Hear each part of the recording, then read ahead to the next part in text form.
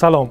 تاجیکان نکوکارند و یا از نظر منتالیته از اروپایی ها فرق دارند؟ با اجازه شما امروز در آزادی آنلاین در همین باره اندکی بحث میکنیم، ولی پیش از آن میرویم به مرز قزاقستان با روسیه و سرگردانی مهاجران تاجیک را با هم میبینیم. این ویدیو را آخری هفته به ما فرستادند.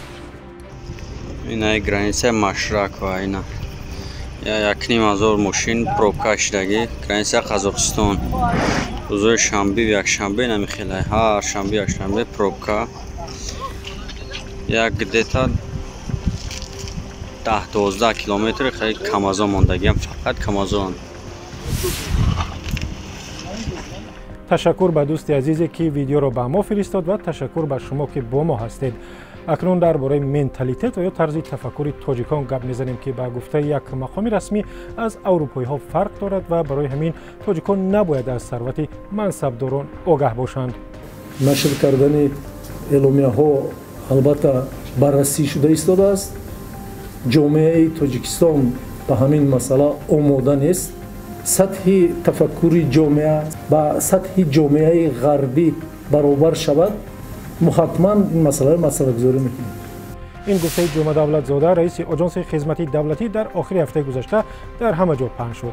فروخ در وبسایت رادیو آزادی از جمعه دولتزاده پرسیده است که چرا برای فهمیدن دارایی‌های منصبداران مفکوره تاجیکان باید در سطح مفکوره اروپایی باشد. فروخ گفته است ثروتشان را اعلام کنید، بعد می‌بینید که باز چقدر دارایی‌های دیگرشان را مردم یافته به حکومت می‌دهند. پرویز هم در پاورق گزارش رادیو آزادی نوشته است دیگر به حکومت باور ندارد. او میگوید همین قدر از همین حکومت دلم مانده است، دیگر از دولت یگان امید ندارم.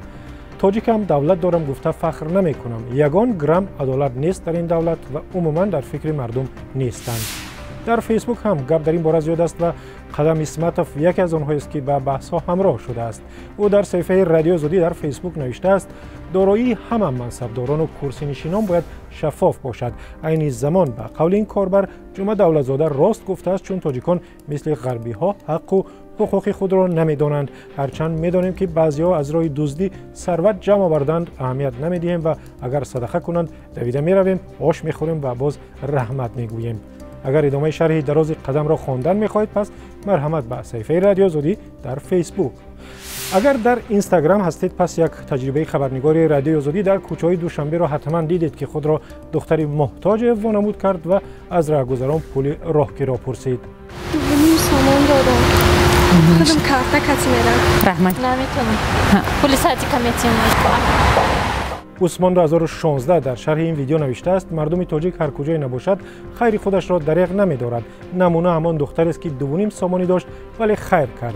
خودش دختر است ولی دل شیر دارست، نوشته است این کاربر. امید جان لایق موضوع را به دیگر طرف به فعالیت ناظران بازرسی دولتی اتومبیلی در تاجیکستان کشیده است و نوشته است خبرنگاری محترم مثل این ناظران راه رفتار کردید. 5 سمته گفته.